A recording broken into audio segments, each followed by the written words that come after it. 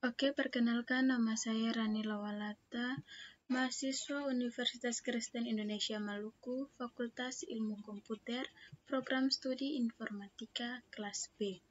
Di sini saya akan menjelaskan tentang materi teknik informatika dan kalkulasi hingga komunikasi pada mata kuliah pengantar teknik informatika.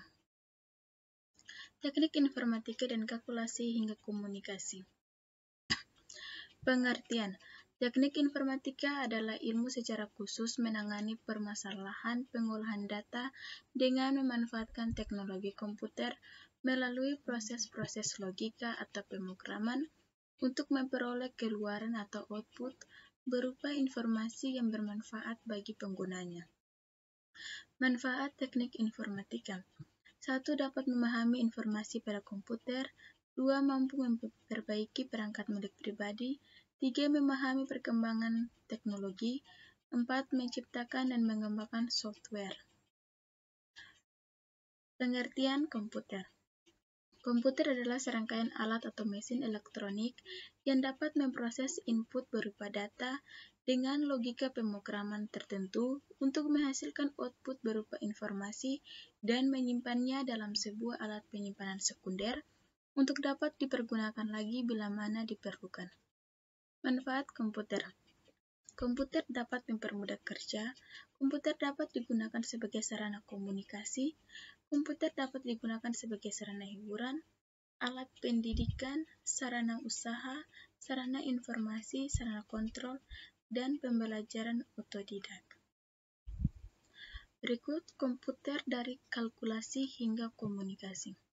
Hidup tanpa komputer.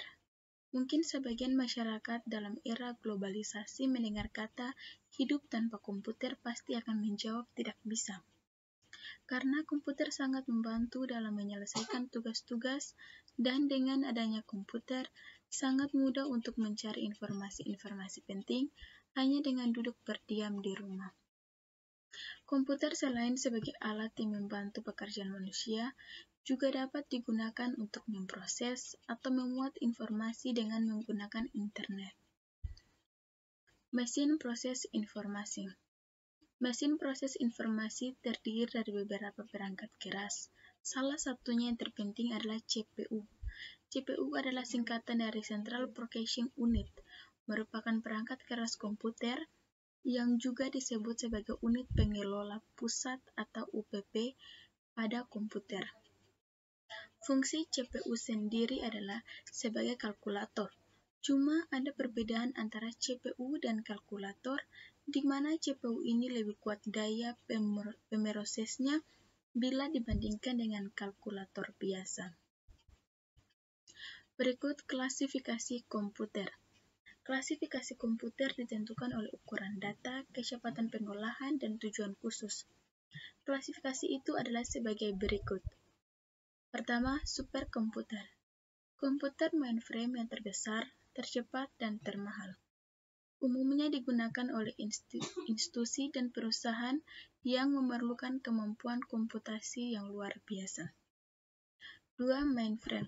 Komputer yang sangat besar dan mahal yang biasanya digunakan memproses informasi di perusahaan, institusi, atau organisasi yang besar. Mampu menangani data dalam jumlah besar. Berikut mini komputer. Komputer yang kelasnya di antara komputer mainframe dan komputer mikro. Selanjutnya, personal komputer atau PC. Komputer kecil yang dirancang untuk penggunaan pribadi biasa disingkat PC, disebut juga mikrokomputer.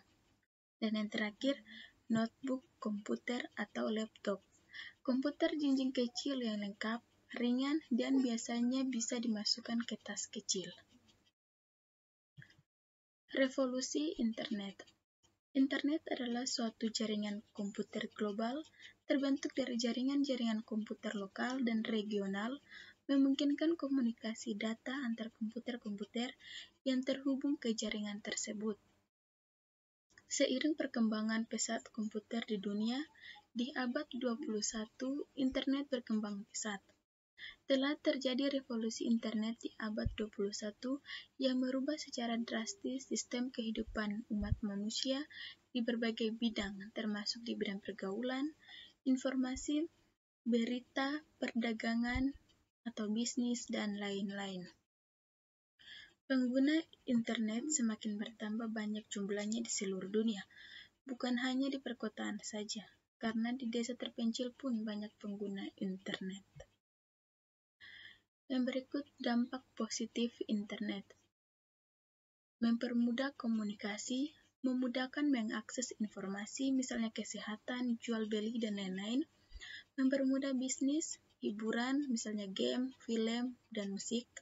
Pendidikan, mempermudah transportasi atau pemesanan tiket, dan lain-lain. Terakhir, dampak negatif internet. 1. Berkurangnya interaksi sosial secara langsung. 2. Seringnya menunda-nunda pekerjaan atau mengerjakan tugas. 3. Masalah kesehatan, misalnya kesehatan mata, susah tidur, dan lain-lain. 4. Menimbulkan rasa malas. 5. Kemerosotan moral, misalnya menonton konten porno, penipuan, dan sebagainya. 5. Penyebaran berita hoaks. Dan yang terakhir, bahaya radiasi.